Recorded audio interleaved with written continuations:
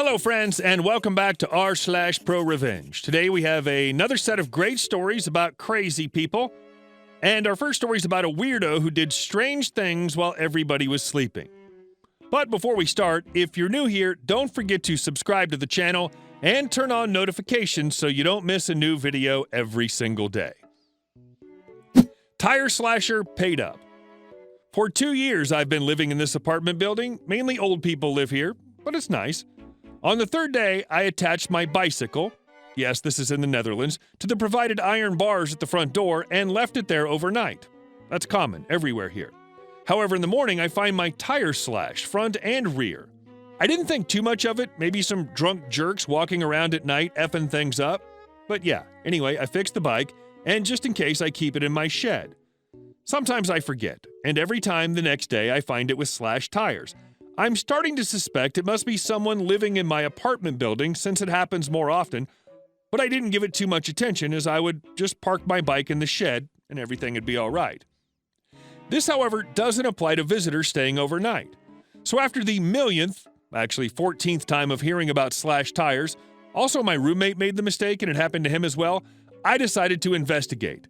I narrowed the time of the crime to being about 6:30 in the morning.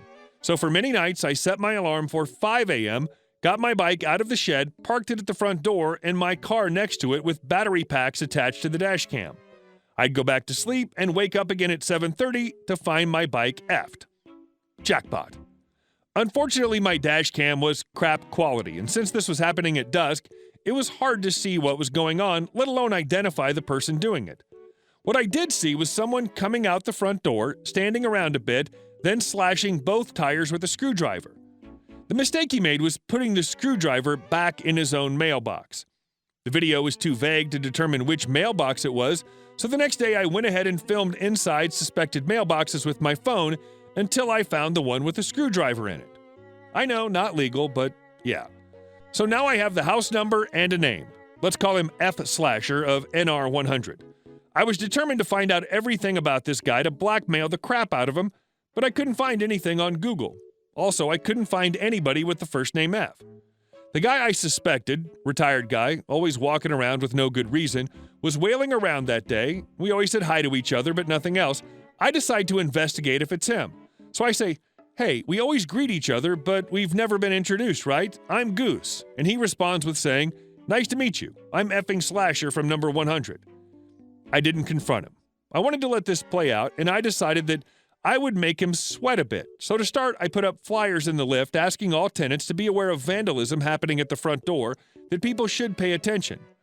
Quickly, I learned that he was frantically removing these flyers from the lift, and I was putting them back 6 times a day. This was initially to make my planned confrontation have more impact and persuade him to just pay me off. One effect I didn't expect was other tenants now contacting me about their bikes being slashed for over 4 years already. This included scratching cars and more serious stuff, apparently. Some tenants had already been suspecting effing Slasher from years ago and went to confront him back then. But he denied everything and they couldn't prove it. One neighbor, let's call her N, decided to team up with me to get this guy. I showed her the video I took, agreeing that it would never hold up in court because of the bad quality, so I set up a new camera. Effing Slasher was a clever guy, though. I suspected he'd spotted the cameras and didn't do anything until they weren't there. After many sleepless and fruitless nights, I decided I had to work with what I got. And already informed the police, knowing that they probably wouldn't do anything, and a couple days later I went to his front door, knowing that he, most likely, committed the more serious things as well. And now having the police involved, me blackmailing him wouldn't be a clever idea. I decided to have a recorder on me, not to explicitly blackmail him, only to insinuate, tactily. During this talk, I told him someone has been vandalizing bikes at the front door and it needs to stop. Initially, he denies everything until I tell him I have him on video.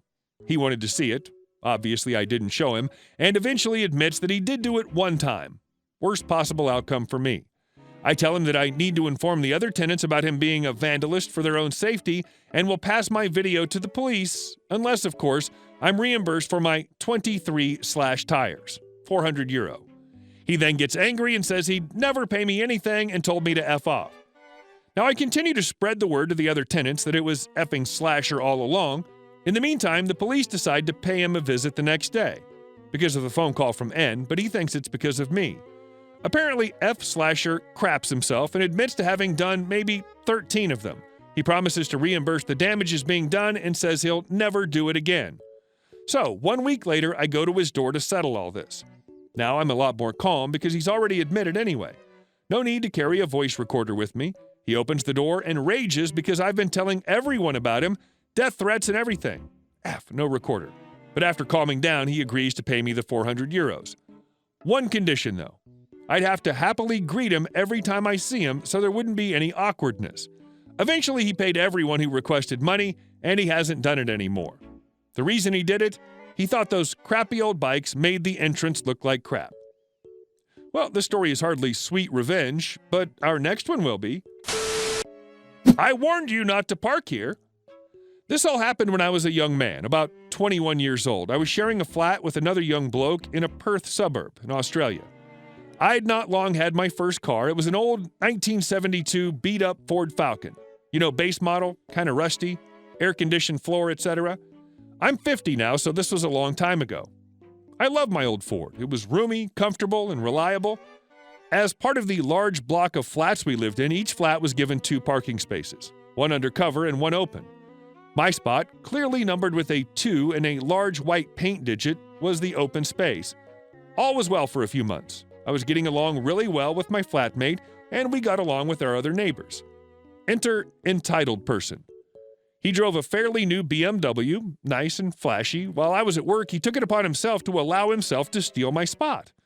In Australia, the Ford Falcon was one of the largest cars on the road, and parking it was difficult. It'd be classified as a mid-sized in the USA.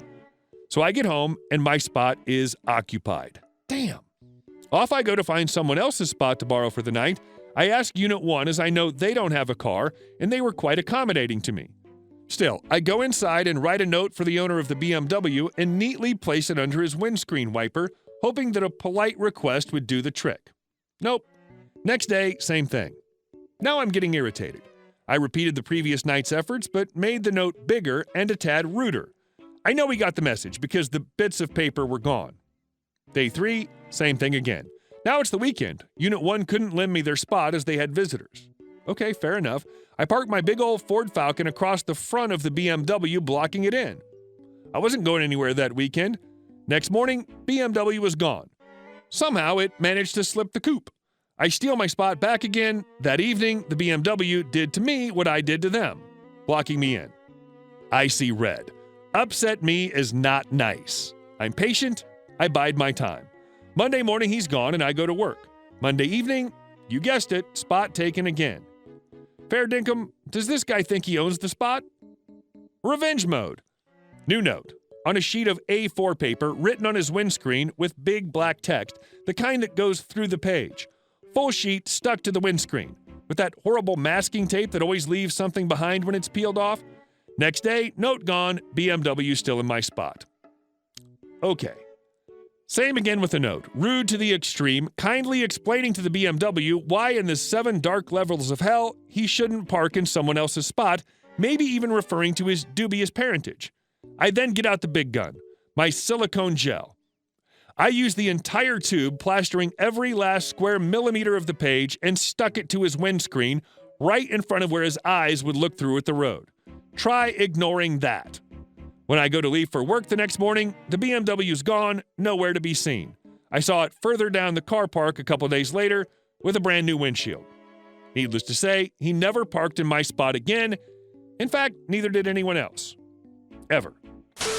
And our next story. Sweet revenge. So now that I finally got brave enough to post here, like 2 hours ago, I need to share more.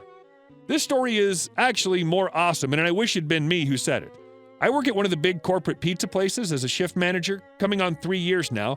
I've been training a new shift manager who's become a pretty good friend of mine in the process. The other day, a customer and his wife came in who are known to lie their butts off to get free pizza. Their numbers and names are flagged in our system, so they ordered and went home and again called to complain. I told the new manager, Tony from now on, the situation and had him talk to them for practice with crazy customers.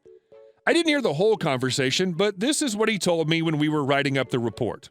Woman, After being told she would not be getting free food or credits anymore, I want to speak to a manager.